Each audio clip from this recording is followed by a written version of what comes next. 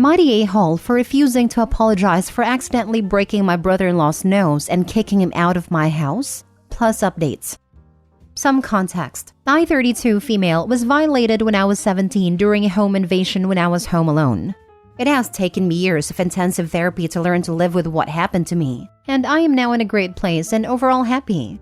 I should mention that as part of my healing process, I've taken Muay Thai/kickboxing since I was 18 to help develop a sense of control and self-defense. One of my few triggers due to the nature of how my attack went down is being grabbed from behind. Being grabbed from behind automatically makes me panic and triggers my PTSD. All my close friends and family are aware of this. They don't all know the reason behind the fear, they just know not to do it, including my brother-in-law. Now, on to the AITA part. Last week, I hosted a get-together with a couple of family and friends at my home. My brother-in-law, 29 male, has always been something of a prankster/jokester. In the 5 years that he and my sister have been together, we have gotten along fairly well, and his prankster ways has never been an issue since he's never really directed them towards me. At one point during the evening, I went upstairs to change. My brother-in-law thought it would be hilarious to scare me as a prank. While heading back downstairs in the hallway, he came out of the guest room and grabbed me from behind. I lost it, and in my panic, I elbowed him in the face, which ended up breaking his nose. Even after everyone rushed upstairs and I saw it was just him, I could not stop spiraling and was in a full meltdown. I ended up calling him every name in the book and kicking him out of my home. Now that a few days have passed, my sister reached out stating that she thinks I need to apologize.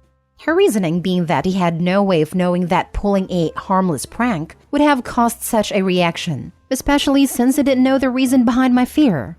I stand by that it doesn't matter that he didn't know the details of why I was scared. He was aware that it was a debilitating fear caused by something traumatic and should have known better.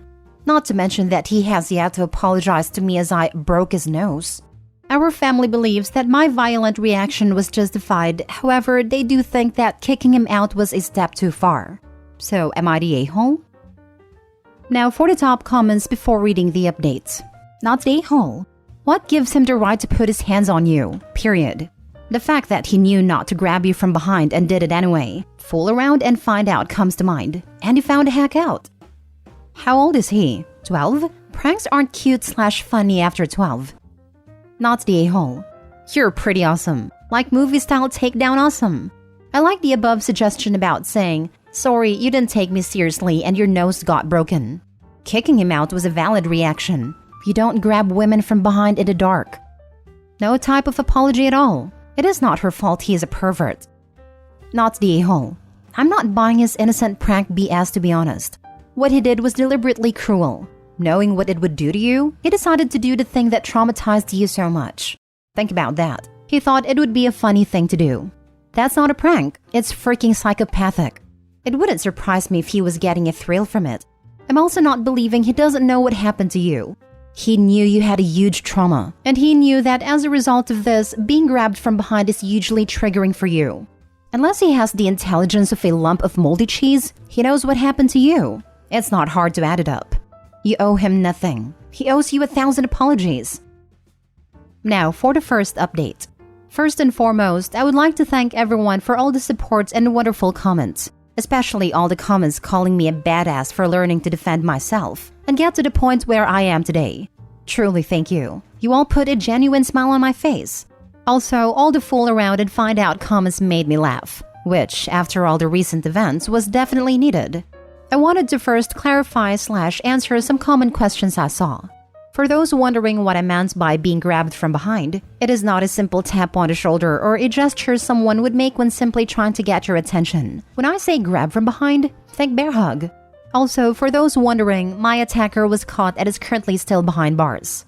I ended up sending my family, sister, and brother-in-law included a link to this post. After reading the comments, you all have made family members that were previously thinking that I took it too far in kicking him out apologize and agree that until I felt comfortable, my brother-in-law is not to be invited anywhere I am. Especially since I am told he is doubling down on while maybe it was messed up of him to scare me, it was still just a prank, and I still broke his nose and need to apologize. So, with that being said, I decided that he could kick rocks and I hope his nose heals crooked. My sister and I have not spoken. She sent me a text asking to meet me this weekend to talk. Throughout this ordeal, the thing that has hurt the most has absolutely been the way she has downplayed what her husband did. She more than anyone knows how hard everything was for me and was there to see the aftermath of my attack. Depending on how everything goes this weekend, I will take the advice you all have made and make the decision on whether I need to go low/no contact with her. At least until she fully understands the severity of the situation and apologizes. I will possibly update this post one last time after this weekend to let you all know where we stand. Again, thank you all. Second update. Hello all. After a very difficult and tearful conversation with my sister, I have come to the decision to go low/no contact with her. Completely no contact for some time. She, like the rest of my family after reading all the comments you all have made, finally saw it from my perspective. She did apologize and state that she truly does understand what her husband did was wrong. However, she feels that for the sake of her own marriage that she needs to stick behind her husband. And so in the meantime, if her husband is not welcomed somewhere, she will not be there either. I will say I am very hurt and disappointed, but that was her decision to make. Just like I made my decision in keeping my distance, as it's become clear that it will not be possible to maintain a relationship with her without maintaining one with him, which is not something I'm willing to do for the foreseeable future. Almost 3 weeks after the event and after reading hundreds of comments, this man is still doubling down. Even apparently had the nerve to say that the reason why everyone is on my side is because I provided a sob story beforehand. He still apparently fully believes that despite it being messed up, it was still just a joke, and I overreacted, and I'm lucky that he doesn't decide to sue me for the medical bill that he is going to receive for the broken nose. Not that it will go anywhere, as him grabbing me is considered crime. Why do these pranksters think their desire to pull pranks is more sacred than the desire to feel safe in one's own body/home? What is funny about making a woman think she is being attacked?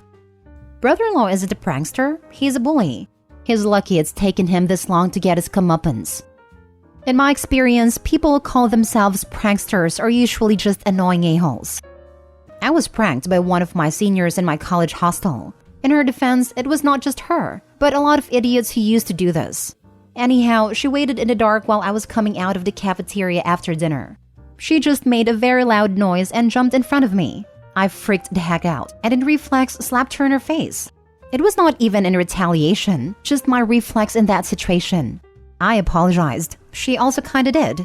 But no one pranked me after that. We all used to joke about it months after this instance. Who the heck sneaks out of a bedroom and grabs a woman from behind by surprise, in her own house, when everybody else is downstairs? This was not a simple prank by jokester. This is sicko behavior. And then it calls the OP's history a sob story? Her actually being freaking violated? This man is dangerous, and I would be worried about OP's sister living with him. Good for the OP breaking his nose. Too bad she didn't rupture his balls. Yeah, it sounds like a guy testing the waters to see how far he can go, and still get away with it. A lot of predators test out their technique for creepery on women in their families first. I think she angered him earlier, probably something minor at that, and he was trying to put her in her place under the guise of a prank. Next story. Would I be the a-hole if I refused to let a friend move in due to their other friendships? Academic year 2019 to 2020. Whilst doing my master's degree, I, 26 female, lived in a flat where I was viciously bullied and gaslit. It put me in an extremely dark place mentally, and I'm still in therapy due to this. It was mostly a group of 3, Jade, 24 female, Erin, 25 female, and Ben, 28 male.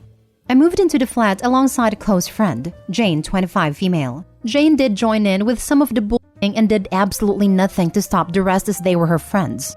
She is also somewhat romantically involved with Ben and are a bit codependent. She has never apologized and often ignores my boundary of I don't want to know about them or have nothing to do with them.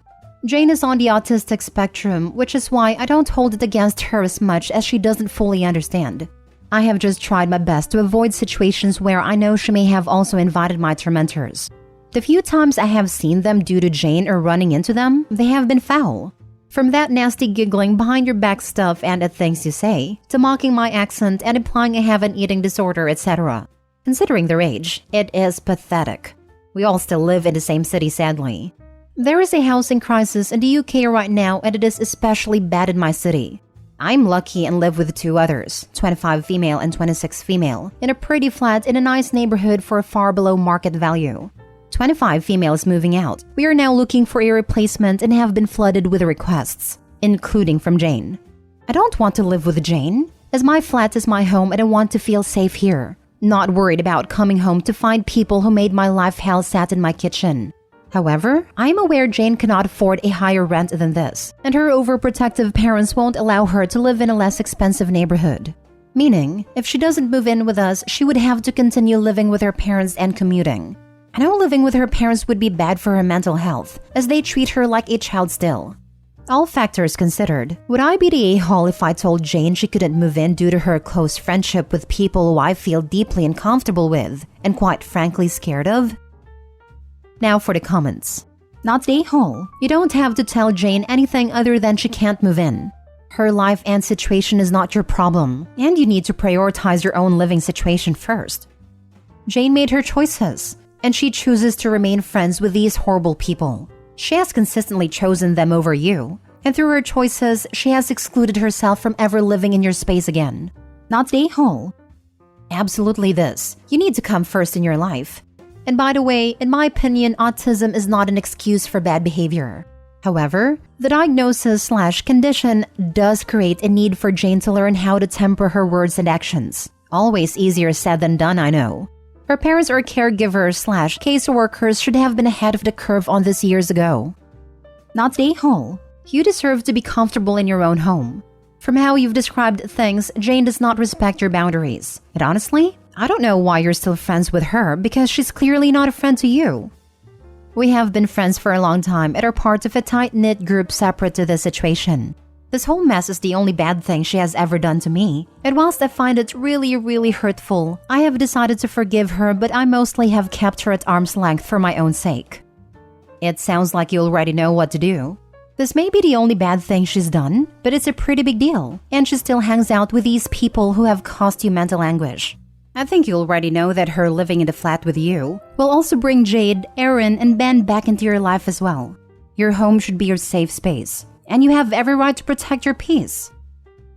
Last story. Am I the a-hole for selling my father's house even though his widow lives there? My 33 female father died recently. He had been married to his widow Penny for about 7 years before. I was not close with my father. We spoke regularly and enjoyed each other's company, but I can't say either of us knew each other well, for many years before his death. When he died, I was surprised to learn that he had left his entire estate to me. He put everything in trust a year before his death, and I am the sole beneficiary. Besides a small sum that he left to Penny, the lawyer said he was advised not to leave her nothing in case she tried to contest it, so everything including his house is now mine. My father's lawyers and mine have advised that the will is structured such that it would be near impossible and very expensive to challenge.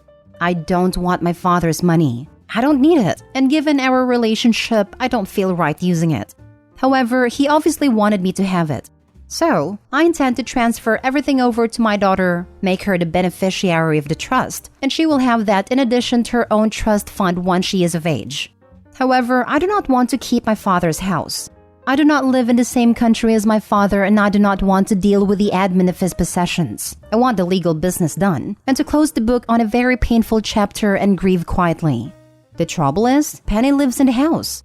Penny does not work and was financially dependent on my father. So while the lawyers say she could fight to stay living in the house, she likely can't afford legal counsel. Also, because of her lack of income, she would never be able to maintain the house, which is quite large. So I would then have to keep up the house and grounds while she lived there, which I am not willing to do, both because of the cost and because of the continued involvement with my father's life, which I do not want. I have notified her via the lawyers of the intention to sell the house, which has led to vicious and vitriolic messages from her kids, calling me evil and heartless. I understand this is inconvenient for them, but I'm not responsible for what my father decided to do, nor am I responsible for the people or the mess he left behind.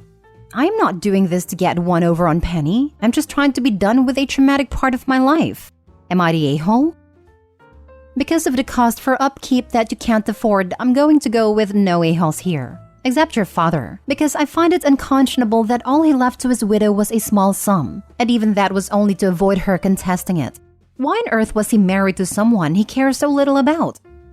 My father was a peculiar man. It's quite possible Penny did something small to irritate him one day, and this is how he took his revenge. Once you have a set price with your realtor, give her and her family a chance to purchase the house before you list it. Then if they refuse, go ahead and sell, not the a-hole. This is the right way to do it. Tell her family you are not going to be responsible for the property and are selling, but you will give them the chance to purchase the property before listing it. I have a strong feeling no one will step up. I think this is one of those situations where you have to consider if you can live with your own decision. Opie may be legally in the clear, but this is a deeply personal moral question, since the dad sounds like a horrible man who forced Opie to play a cruel game upon his death. Opie admits it is possible that this whole inheritance could have been a vindictive act of revenge against the wife for something very minor. It is very cruel to have left his wife, who was financially dependent on him, in a completely vulnerable state, and Opie neither wants nor needs the money. While this is Opie's choice to make, they have to decide if they want to play an unwilling role in their father's twisted games, or perhaps sign the house over to the late wife just for their conscience sake.